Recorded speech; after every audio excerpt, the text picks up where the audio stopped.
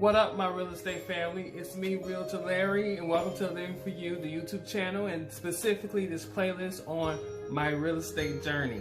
Hopefully all of you are in good spirits and you are feeling well and everything is great. You're healthy, you're whole, you're happy, you're peaceful, and you're doing everything that you love. For those of you who are brand new, I am Realtor Larry Smith. I am a California realtor with Keller Williams Shoreline here in Seal Beach, California, the LA area, Southern California. And I am actually just taking this moment, these few minutes, every week on this channel, in this playlist, to go over my real estate journey. So if you want to know more about me, you can actually go to larrysmith.realtor, which is my National Association of Realtors website, or you can just go to Realtor Larry Smith on both Facebook and on Instagram, and you can follow me along my journey, as well as subscribe to this channel because there's a ton of great stuff out here on this channel that I think you will enjoy. So go ahead and subscribe and follow and hit the notification bell so that you know exactly what's going on. No, seriously, do it. Anyway, welcome. So as you guys know, I've been on my real estate journey. The last time I was here, I discussed that I had gotten my first client. Yay! And I was so excited, and I'm still excited because it is a great opportunity for me to be able to help somebody to secure their American dream. Isn't it what we all want to do, right? And so I'm excited about it, and I'm looking and I'm searching and everything. And so during the process, we've decided to go ahead and have my client go and get a pre-approval letter so that we know just how much we are working with in order to secure the home that they want and desire according to their income. Well, we got that. And this video is about how that's been. Well, first, the price that we got for a pre-approval was a little on the lower side. For the state of California, for those of you who don't know, an average home, single-family home in the state of California is right around $636,000 for an average home here in California. I know, very expensive, very high. Well, my client has only a fraction, and by fraction I mean a third of that in pre-approval. Now I know, I already know, some of you are like, well, how are you going to do it? It's going to be impossible. I am a realtor and a person in general in life who is in the mindset that nothing is impossible unless I make it impossible. So if I don't think it's impossible, then it is not impossible. And I believe this is totally possible. Given what my client wants and what my client desires, we can work around it, as well as come up to different negotiations on potentially what we can do, or what my client wants. We can probably make some negotiations and some compromises on certain things and get a great deal in the process. And so I've already discussed that with my client, and that's a good point for you guys who are new, who are learning, that if the pre-approval or your client's income level or their approval level is not a high one, you can try to find ways to work with them. Now, there are some instances in which probably you have to say, hey, at this moment, it might not be the best moment, but maybe another time, and you have to walk away. But fortunately for me, in this instance, I still have options to go and seek and find and look for a place within the budget of my client. So that's one thing you should do. You should always explain to your client that one of the first things you can do is you can make concessions, you can make compromises. Do you really need this? Is this a potential of something you might be wanting to have that might work for you? Or is this a location that might be different from where you want, but not as far, so far to where it's far away from where you need to be or where you would like to be? So you can make concessions and compromises and negotiations. But I always say be honest, and very transparent with your client, and let them know exactly what the situation is or exactly what's going on. You have a fiduciary agreement, obligation really to do those things. However, I think it's very important in general that when you're dealing with somebody on such an emotional purchase, or you're dealing with somebody on such a massive purchase, you have to be able to be direct and honest and forthcoming with them. So be honest and say, hey, this is your price, this is what you have, it's not what we were expecting, but if we compromise and we work together, we can find something of quality that you will love. And so that's one thing. Another thing that I'm finding in this journey is that I'm having to look in a lot of places. So I've gone to Realtor.com. I go to the Keller Williams app to look for houses. I go to the CRMLS that they have, which is the MLS for California. I go to different apps and different sites, even Zillow, and look for different things that potentially might be something my client would like and would appreciate. And there are some overlaps, so sometimes things I see on the MLS or things I see on the Keller Williams site or things that I see in other places, I found the Keller Williams site to be a little more current, but for the most part, there's overlap. However, I'm getting a wide array of things so that I'm able to draw and see if potentially my client like this and like things that I'm seeing. And so that's a good thing. So even if it's not what you're expecting of a price, you still have all kinds of options to look in different places to see if perhaps there's something that your client will enjoy and will like and will want to see more of. One of the things I always do is every time I see a house, like for just in general, when I'm looking for things for my potential client, for my client, what I do is I keep in mind what they've told me they want and their style based on what we've talked about in our Zoom conference that we have, and I plan on having another one soon. And what we've talked about in our discussions back and forth about what the client wants. So if I see something that the client wants, I quickly submit a picture or submit information about the property.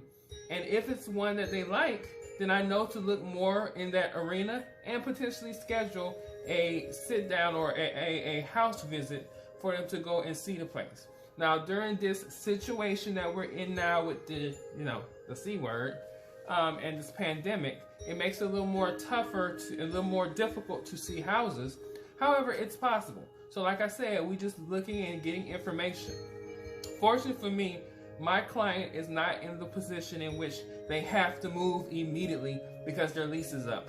Or my client is not in a position in which they have to go and find something quickly. So we can take our time to make sure that my client gets exactly what they want, or at least as close to approximate of what they want within their affordability bracket, and they're able to be pleased with the decision. Because this is a new home, this is a first home, and so we want the decision to be something that they're going to love, that they made this decision in the long run, because it is a long run decision. So looking in different places, trying not just focusing on one area or one place of looking, talking around, asking fellow agents if they know of any locations or anything that might be beneficial, that could be useful to you and your client in the search, and as well as being honest and upfront with your client about what exactly is going on with their situation and how you're going to help them. Another thing that I have found very, very, very, very useful is to look in unconventional ways, in unconventional places. So for example, my client is specifically looking for a townhouse or a single family home. In the price bracket, I can find those things, obviously in different locations, or probably a little, I have to negotiate different locations and different things with my client. But then I said in California, mobile homes, from what I've noticed, have been exceptional. Like they've been pretty much 2,000, 1,500 square feet homes just in a mobile park, and in a very nice mobile park at that. And so I was like, we're looking at townhomes and single family homes. I said, but this is pretty much kind of a little bit better in certain regards in that you have your own single attachment. You're not attached to anybody, and you get a lot more square feet and rooms. And so I offered to my client, perhaps you might want to look at some of these mobile homes, because from what I see, these are great homes, especially for first-time homes that you can move up into in different places, and you don't have to worry about homeowners association fees or high ones if there are any, and you don't really have to worry about a whole lot of other things that comes with townhouses and even standalone homes that are outside, not in a community. So I offered that, and my client saw some of those, and he was like, yes, I like those. I love those. Those are fantastic. So that added to other things that I can add to my search for him. So there's a lot of things you can do. Don't get discouraged if the approval is not a massive one, or the approval is not something that you were anticipating or expecting. You got to learn how to bounce back. I think one of the things I'm learning through this real estate process, working with this client, and just being an agent in general, is I'm learning that you have to be able to be adaptable and flexible and kind of move around to gather what you need. Because the end goal is really to get that person in the house that they want, to get them what they want, so that everybody walks away happy. You walk away with your commission, they are in the house that they want to be, and it's a happy experience. But another thing that I think is very important, that is to me, if I do this because I think about what it feels like if I'm a client, if I'm in the process of buying a home, or if I'm working with an agent or somebody working on my behalf. Stay in constant contact. Nearly every other day, I either text or call or email my client to let him know exactly what is going on with his home search, with his home situation and all of that stuff. I am constantly contacting him just to keep him abreast and informed as to what's going on. Because the last thing I want him to feel like is that I'm not there for him, or I'm not on his team. I work for him. You know, my client is my boss, in the sense that I want to be dedicated, I want to be committed, and I want to be transparent and honest and upfront and connected to him. And so I do all that I have to do to be able to do that for him. So I think it is super important as an agent, when you have a client, that you treat them how you want to be treated. And I know I'm the type of client that if you're handling things for me, the best thing you can do is disclose and be honest and be open and be full. I rather too much information than too little. And so just keep going and connecting and communicating and keeping your clients informed as to what's going on, so they're not feeling like they're out there lost in space and you're nowhere to be found. So like I said, this situation of us having a approval a little less than we anticipated, it's not a setback, it's not a roadblock. It just means I have to work harder and I have to do more and stretch my skills and my ability and my training and my knowledge and learn more, so that I'm able to get something that my client will appreciate and love for the purchase of their first home. That's it. Like I said, I'm gonna come weekly and just kind of, we're following my progress in my journey. This is where I'm at in this journey. While at the same time working with this client, I'm also calling, trying to build other clientele and do other things at the same time. I'm also in training through Keller Williams and the Ignite program. As I told you guys before, it's kind of like a mentor type program situation. So I'm doing all of that, cultivating, watering, and planting seeds to grow my business. And my business is real estate, amongst others, and I want this business to thrive just like I would like any other business that I start to thrive and to be successful. So that's it. I love you guys. Thank you for just sitting with me for this moment while I talk about what's going on in my real estate journey. Continue to come with me on this journey.